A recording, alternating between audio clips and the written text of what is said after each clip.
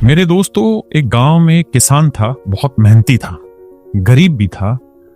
वो अपने घर पे रोज एक घड़े में पानी भरकर खेत से लेकर आता था। गांव में कच्चे रास्ते थे, रोज वो घड़े से पानी लेके आता था। एक ही घड़ा था, धीरे धीरे उस घड़े में एक छेद हो गया। उस छेद से धीरे धीरे बूंद बूंद करके पानी गिरता चला गया। जैसे ही वो अपने खेत से पानी का घड़ा लेकर चलता अपने घर की तरफ, और जब घर पहुंचता तो आधा ही घड़ा उसके पास रह जाता था। धीरे धीरे सारा पानी गिरता रहता था।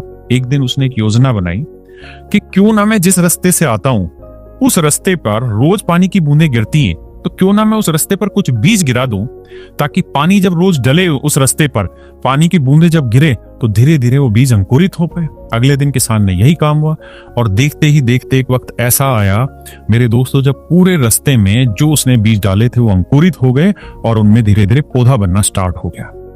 मेरे दोस्तों, इस कहानी को आपके जीवन से सीधे सीधे जोड़ना चाह रहा हूं। जब आप पहली बार तैयारी करने निकलते हैं ना, तो आपका घड़ा पूरी एनर्जी के साथ भरा होता है, लेकिन धीरे धीरे जब रोज उसी घड़े के साथ आप काम करते हैं तो उस घड़े में छेद होने लगते हैं।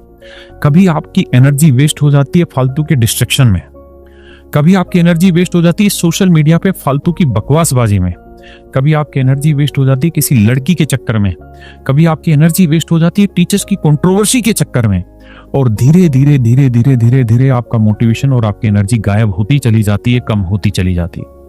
मेरे दोस्तों, आज वक्त है उस समझदार किसान की तरह बनने का।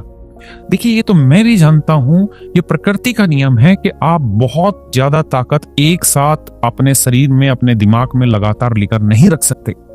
अगर लगातार उस ताकत को लेकर चलेंगे तो विस्फोट होना तय है। मैं इस बात को भी स्वाभाविक रूप से समझता हूं कि ये ताकत बटेगी, लेकिन मेरे प्यारे बच्चों, जैसे जैसे ताकत घटती जाती है, जैसे जैसे हमारी ताकत का, एनर्जी का एक हिस्सा, कंसंट्रेशन का एक हिस्सा फालतू चीजों में वेस्ट होता है, अगर वहीं पर हम कुछ ऐसी चीजें डेवलप कर दें, ऐसे बीज डाल दें जो बाद में अंकुरित हों और बड़े हों, तो आपको फल मिलता रहे। मेरे प्यारे बच्चों, मैं राकेश कुमार आप सभी का स्वागत करता हूं इस सेशन में। ये सेशन आपकी लाइफ के लिए बहुत जरूरी है अगर आप अपने जीवन में रोज घट रही इस एनर्जी को सही दिशा में ले जाना चाहते हैं। तो मेरे दोस्तों, जो सबसे पहला बीज आप सबको डालना चाहिए अपने जीवन में, वो है कि रोज 1 घंटा फिजिकल वर्कआउट किया जाए। चाहे वो रनिंग की शेप में हो, चाहे वो किसी स्पोर्ट्स की शेप में हो, या योगा की शेप में हो, या मेडिटेशन की शेप में हो, लेकिन आपको 1 घंटा अपने शरीर के लिए रोज निकालना चाहिए, क्योंकि ये सब जानते हैं कि सबसे बड़ा धन निरोगी काया होती है, और निरोगी काया हमेशा आपके काम आनी है। दूसरा, मेरे प्यारे बच्चों, हमेशा अच्छी चीजें सुनने की आदत डालिए। आज के समय में मैं सुन रहा था, विजेंद्र माजीवी सर ने बताया कि आज के समय में 8.25 सेकंड का लिसनिंग टाइम हो गया एक बच्चे का, यानी 8.25 सेकंड से ज्यादा वो इस वीडियो को देख भी नहीं सकता है। और बहुत सारे ऐसे बच्चे होंगे जो 4-5 सेकंड के बाद इस वीडियो को छोड़कर चले गए होंगे। इसलिए अपने लाइफ में प्रायोरिटीज तय करिए और अच्छी चीजें सुनिए, ताकि जो चीज खोई है उसको वापस लाया जाए। क्योंकि जब तक आप अच्छा सुनेंगे नहीं, तब तक आप अच्छा सोचेंगे नहीं, और जब तक अच्छा सोचेंगे नहीं, तब तक आपके काम में वो अच्छापन दिखेगा नहीं।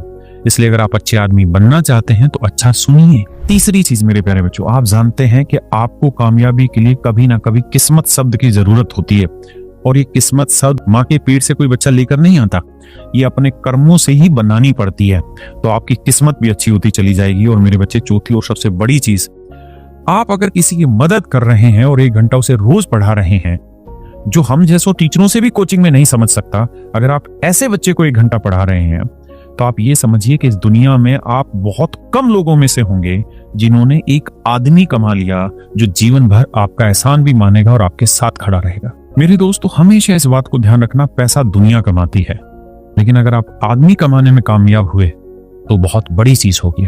और ये मत सोचिए कि मेरे पास जब ये होगा या वो होगा तब मैं किसी की मदद करूंगा। नहीं, आपके पास आज जो है उसमें आप मदद करिए। मेरे पास आज जो है, मैं उसके थ्रू आपको आज समझाने की कोशिश कर रहा हूं।